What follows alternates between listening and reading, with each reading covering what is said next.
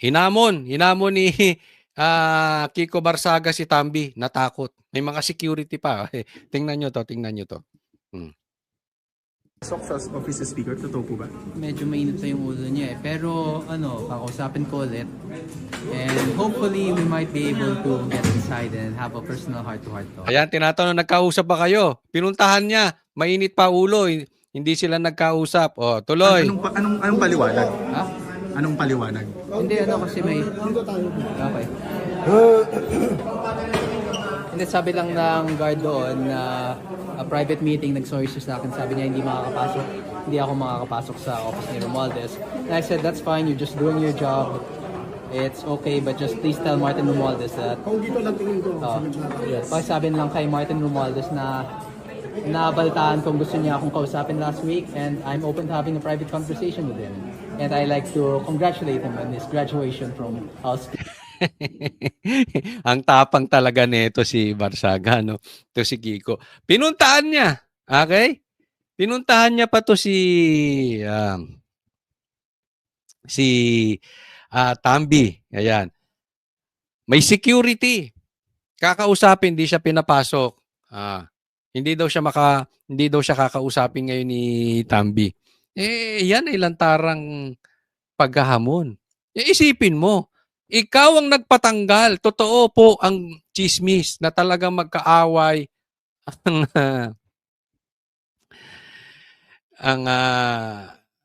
itong D at itong meow-meow na ito, ang pusa at ang buwaya. Magkaaway po talaga. Pinuntahan niya pa siya. Isa siya sa nag-trigger. Alam naman natin, yes, maraming naging cause ng kanyang pagkakatanggal. Lalong-lalo na kayo, taong bayan, dahil sumigaw po kayo ng inyong nararamdaman. No? Kayo ang major player dito. Pero alam din natin na talagang binabanatan talaga nito. Isipin mo, pupuntahan pa sa opisina, may security pa. Buo ang loob ng mama na ito. Daig pa nito si Bongbong Marcos. Alam mo, sana lang itong si Kiko Barsaga, sana walang sapak. Kasi sinasabi may sapak daw to . Hindi ko alam kung totoo yun o hindi. At sana sa ngayon, maganda ang kanyang ginagawa. Talaga namang, diretso siya. Hindi yung save the king. Wala po itong save the king. Talagang binanatan si Tambi. Binabanatan pati si Marcos. Parehas. Oo, matapang talaga. Kaya lang, sabi ko nga, baka mamaya in the future, pag nakaupo na to na magandang posisyon, maging tuta, parang si Tito Soto. Diba? But anyway, saka na muna natin problemahin yon. Let's not worry about tomorrow, for tomorrow will take care of itself. So dito muna tayo. So far, maganda ginagawa niya. Hopefully, ito ay isa sa mga, alam mo yung mga batang politiko ang gagaling ngayon. Pero si incoming speaker, makakausap niyo? Hindi ka pa nakakausap. But I'd like to... Pero nandiyan daw siya sa loob . Mali mo ba ako yung incoming speaker? Umaasa pa rin kayo? Well, there's always hope. Ano mang expected mangyari mamaya sa plenary? Plenary, well, we have no expectations. But if ever they elect another speaker that is... Kasi posible yung magiging bagong speaker ngayon ay yung pro-admin si Boji D. Deputy Speaker siya ni Romualdez. Yes, si Boji D lang ang na-promote, Feeling ko pag siya yung naging speaker, mauulit yung issue na to next year kasi parehas lang sila ni Romualdez. Both under Marcos, walang mangyayari dito. We'll go to the same problems if we elect the same people. Tapang talaga. Pati si Boji, binanatan na agad. Walang mangyayari. Ako nga, sabi ko, bigyan natin ng pagkakataon si Boji. Si D. Okay? Pero, sumasang-ayon ako kay Kiko. Sa tingin ko lang, same banana yan. Hindi naman maglalagay dyan si Bongbong Marcos nang hindi niya tuta . Kita mo ang ginawa. Pati si Cheese pinatanggal. Para ang nakalaupo, tuta niya. Yan din yan. Ako sa tingin ko, yan din yun. No? Pero hindi kayo in-invite ni incoming speaker Boji D para sa meeting today? Kasi ang daming congressman dito na... hindi niya ako in-invite pero hopefully pag nakita ko siya sa plenary, we can talk about his future programs and plans.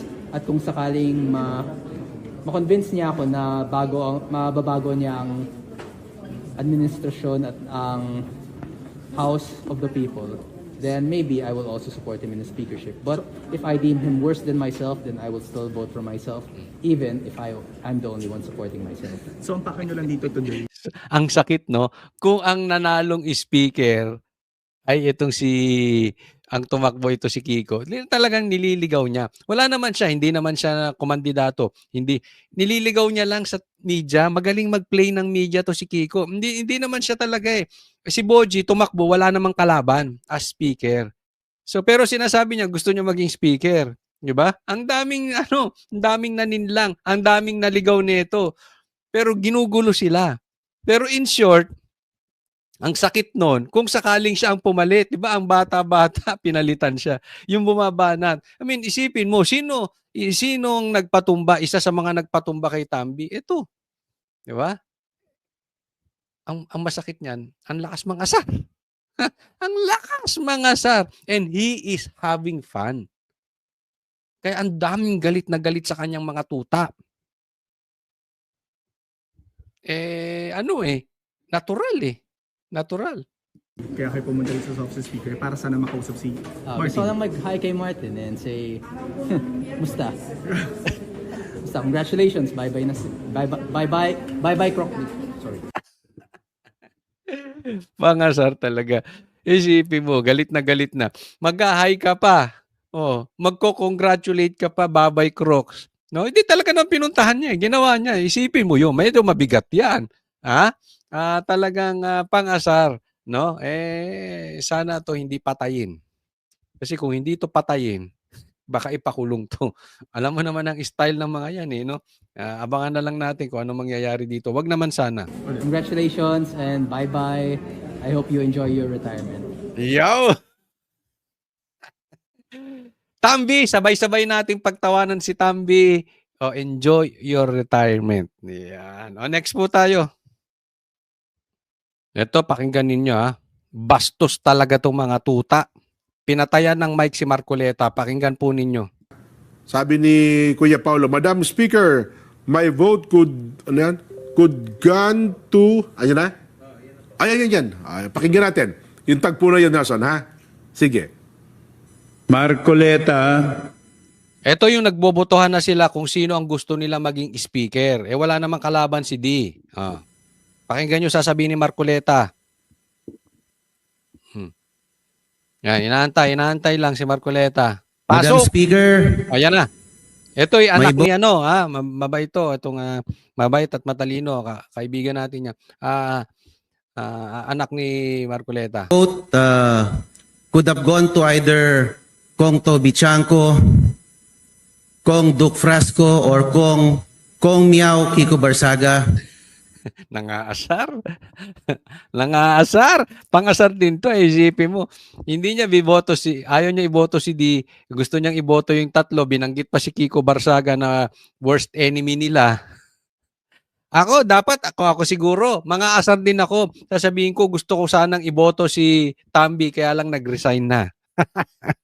But since they are not on the list, because I think they're not ready to run yet, maybe at least not for now, I think the House needs a major institutional change, Yon. institutional reforms. Not just cosmetic changes. Yon, hindi panglabas na palit.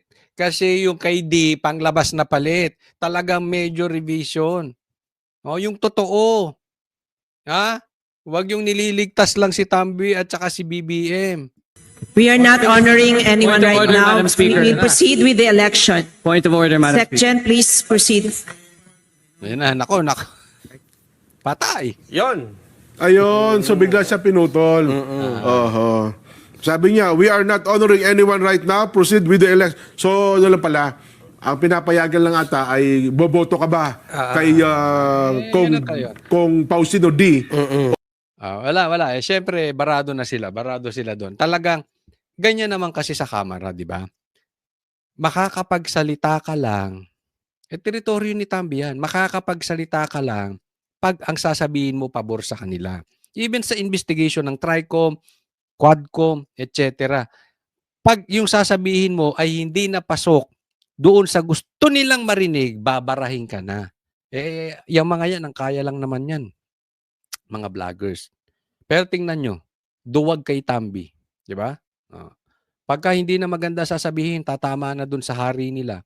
Papatayan ka ng mic o babarahin ka. Kukuyugin ka. Yan po ang style.